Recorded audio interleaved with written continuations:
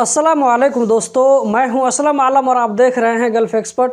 दोस्तों, आप में से जो लोग कतर नया वीज़ा लेकर के जाना चाहते हैं, ख़ास करके हाउस ड्राइवर के काम में, तो ऐसे लोगों के लिए आज की ये वीडियो बहुत ही ज़्यादा इम्पोर्टेंट होने वाली है। तो इस वीडियो को लास्ट तक ज़रूर देखें। यहाँ पर आपको स्क्रीन पर एक कमेंट नज़र आ रहा होगा। कमेंट करने वाला भाई जो कहना चाहता है उसका खुलासा कुछ इस तरह है कि उसको इंडिया में किसी एजेंट ने ये बोलकर कतर भेजा कि उसको कतर में जाकर के ड्राइविंग का काम करना पड़ेगा, लेकिन उसका कफिल उससे ड्राइविंग के अलावा कुछ दूसरा भी काम लेता है, जैसे साफ सफाई का काम। कफिल ने इसका आईडी भी बनवा दिया है और लाइसेंस भी निकलवा लिया है, लेकिन 2 महीने की सैलरी कट कर लिया है। अब ये बंदा बहुत परेशान है कि यहाँ से किसी तरह निकल जाए। उसने कफिल को कहा कि मुझे घर भेज दो, तो कफिल ने कहा कि टिकट पकड़ो और घर जाओ। दोस्तों, इस वीडियो को लास्ट तक ज़रूर देखें, आप लोगों को बहुत सारी जानकारी मिलने वाली है। मैं इस भाई से कहना चाहूँगा कि अगर आप इस कफिल को छोड़कर घर चले जाते हैं, फिर दूसरा वीज़ा पर कतर आते हैं दोबारा, तो क्या गारंटी है कि आपको इससे अच्छा कफिल मिल जाए, वहाँ पर आपको सिर्फ ड्राइविंग का ही काम मिले?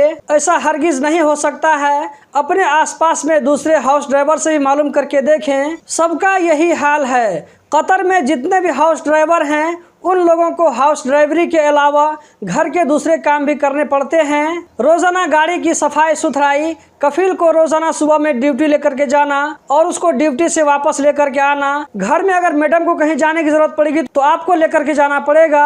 कफिल के बच्चों को इधर उधर ले जाना, चाहे रिश्तेदारों के यहाँ हो। बाजार से सब्जी तरकारी लाना और घर की जरूरियात खरीद कर लाना।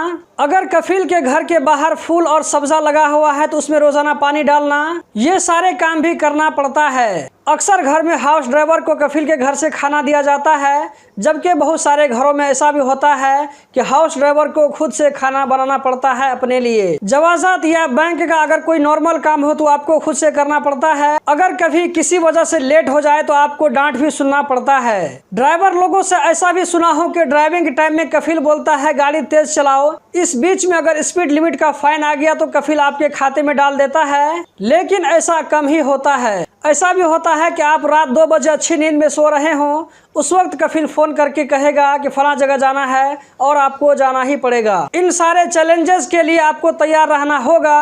अगर आप ये सारा काम कर लेते हैं, ये सब कुछ कर लेते हैं, तो आप कतर में टिक पाएंगे, वरना आप कतर में नहीं टिक पाएंगे। एक बात मैं यहाँ पर और क्लियर कर दूं कि ऊपर मैंने जितना भी काम बताया है, कोई ज़रूरी नहीं है कि ये सारा काम आपको करना पड़ेगा। कुछ घर ऐसे भी होते हैं जहाँ पर आपको इससे कम काम करना पड़ेगा, जबकि कुछ घर ऐसे भी होते हैं जो मैंने बताया है इससे भी ज़्यादा आपको काम करना पड़ेगा। ईद और बकरीद में भी छुट्टी नहीं होती है, साल के 365 दिन आपको ड्यूटी करना होगा। ये मैं आप लोगों को रूल की बात नहीं कर रहा हूँ, बल्कि जो कुछ कतर में होता है वो हकीकत में आप लोगों के सामने में रख रहा हूँ। अगर आप इन सारे कामों को बर्दाश्त कर लेंगे, टिक जाएंगे, तो आपकी परेशानी धीरे धीरे खत्म हो जाएगी। कफिल से जब आपका रिलेशनशिप अच्छा हो जाएगा तो उस वक्त कफिल भी आपकी रियायत करने लगेगा। लेकिन इस स्टेज तक आने के लिए आपको अपने अंदर में हिम्मत पैदा करना होगा। इस भाई ने जो अपना प्रॉब्लम बताया है, मैं इसके लिए इसको लेबर मिनिस्ट्री में भी जाने का सजेशन दे सकता हूं, लेकिन लेबर मिनिस्ट्री जाने के बाद में 100% कफिल इसको अपने पास में नहीं रखेगा।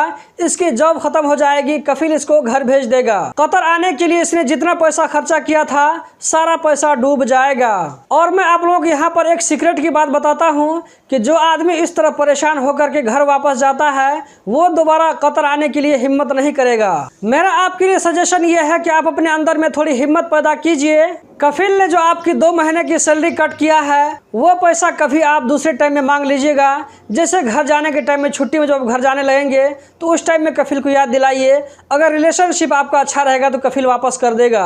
आप दुनिया के किसी भी कोने में चले जाएं, बिना मेहनत किए, बिना काम किए आपको कोई भी पैसा नहीं देगा। अगर आप कतर में भी घर वाला फैसिलिटी और आसानी, वहाँ पे जो रिस्पेक्ट मिलता है, अगर वही तलाश करेंगे कतर में भी, तो आप कतर में काम नहीं कर पाएंगे। तो दोस्तों, यही थी आज की वीडियो। उम्मीद करता हूँ ज़रूर पसंद आई होगी। आज की वीडियो पर आप लोगों की क्या राय है, कमेंट बॉक्स में ज़रूर बताएं कि जो कुछ मैंने ऊपर कहा इसमें कितनी सच्चाई है या क्या गलत है। इसमें मैंने जो कुछ भी बताया है अपनी आंखों से देखकर और कानों से सुन करके बताया है, क्योंकि मैं भी आप लोगों के साथ में कतर में बहुत दिनों तक रहकर आया हूँ। इस वीडियो को दबाकर लाइक करें और शेयर करें। बहुत बहुत शुक्रिया।